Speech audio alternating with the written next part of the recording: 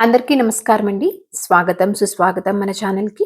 ఈరోజు వీడియోలో వరలక్ష్మి వ్రత కథ గురించి వివరించబోతున్నాను. వరలక్ష్మి వ్రత కథ ప్రారంభం. పూర్వం శౌనకాది మహర్షులను ఉద్దేశించి సూత మహర్షి ఇలా చెప్పారు. మునులారా, స్త్రీలకు సౌభాగ్యాన్ని ప్రసాదించే ఒక వ్రతాన్ని పరమశివుడు పార్వతికి చెప్పారు. లోక ఉపకారం కోరి ఆ వ్రతం గురించి మీకు తెలియచేస్తాను, శ్రద్ధగా వినండి అన్నారు. పరమేశ్వరుడు ఒకనాడు తన భస్మ సింహాసనంపై కూర్చొని ఉండగా నారద మహర్షి, ఇంద్రాది దిక్పాలకులు స్తుతి స్తోత్రాలతో ఆయనను కీర్తిస్తున్నారు. ఆ సమయంలో పార్వతీదేవి పరమేశ్వరుని ఉద్దేశించి, నాదా, స్త్రీలు సర్వ సౌఖ్యాలు పొంది సంతానాన్ని కలిగి ఉండేందుకు తగిన వ్రతం ఒకదానిని చెప్పండి అని కోరింది.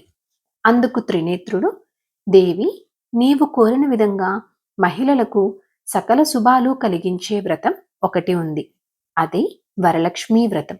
దానిని శ్రావణ మాసం 2వ శుక్రవారం నాడు ఆచరించాలి అని శివుడు తెలిపాడు.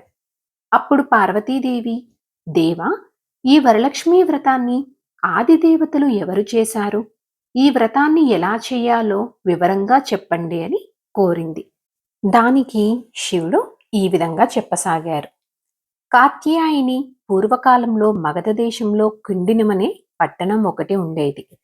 ఆ పట్టణం బంగారు కుడ్యములతో రమణీయంగా ఉండేది.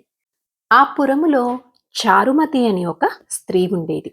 ఆమె సుగుణవతి, వినయ విధేయతలు, భక్తి గౌరవాలు కల యోగ్యురాలు.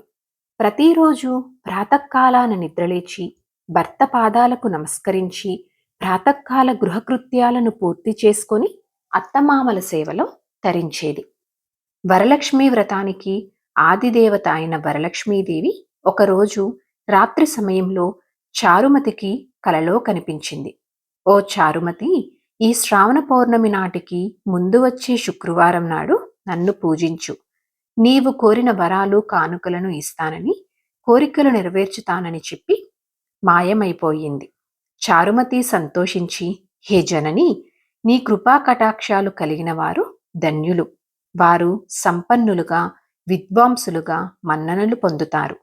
నా పూర్వజన్మ సుకృతం వల్ల నీ దర్శనం నాకు కలిగింది అని పరిపరి విధాల వరలక్ష్మీదేవిని స్తుతించింది.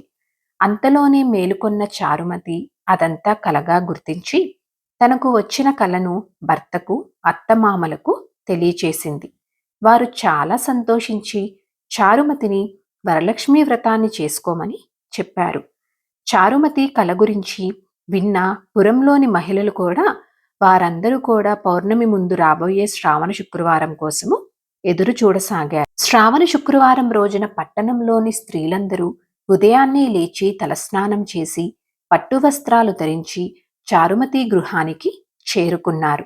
చారుమతి తన గృహంలో మండపం ఏర్పాటు చేసి ఆ మండపంపై బియ్యం పోసి పంచపల్లవాలైన రావి, జువ్వి, మర్రి, మామిడి, ఉత్తరేణి మొదలైన ఆకులతో కలశం ఏర్పాటు చేసి వరలక్ష్మీదేవిని సంకల్ప విధులతో సర్వమంగళ మాంగళ్యే శివే సర్వార్థ సాధికే శరణ్యే త్రయంబకే దేవి నారాయణి నమోస్తుతే అంటూ ఆహ్వానించి ప్రతిష్ఠించింది.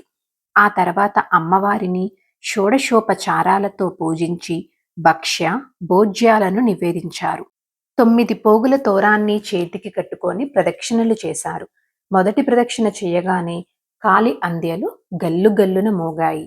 రెండో ప్రదక్షిణ చేయగానే చేతులకు నవరత్న ఖచిత కంకణాలు దగదగా మెరవసాగాయి. మూడవ ప్రదక్షిణ చేయగానే అందరూ సర్వాభరణ భూషితులయ్యారు. వారు చేసిన వరలక్ష్మీ వ్రతం ఫలితంగా చారుమతి గృహంతో పాటు ఆ పట్టణంలోని ఇతర స్త్రీల ఇల్లు కూడా ధన, కనక, వస్తు, వాహనాలతో నిండిపోయాయి. వారి వారి ఇళ్ల నుంచి గజతర గరద వాహనాలతో వచ్చి ఇళ్లకు తీసుకువెళ్లారు.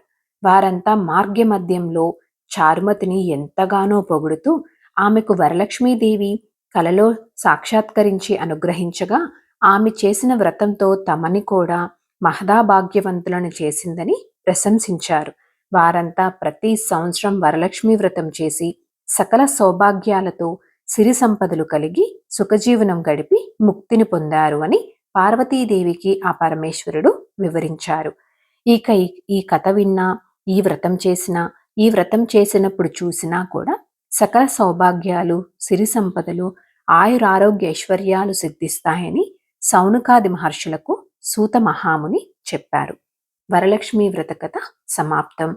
ఇప్పుడు చేతిలో ఉన్నటువంటి అక్షింతలను అమ్మవారి పాదాల దగ్గర వేసి వాటిలోంచి కొన్ని అక్షింతలను మీ శిరస్సుపైన, మీ ఇంట్లో ఉన్న వారి శిరస్సుపైన, మీ పిల్లలపైన, అందరిపైన వేసుకోండి.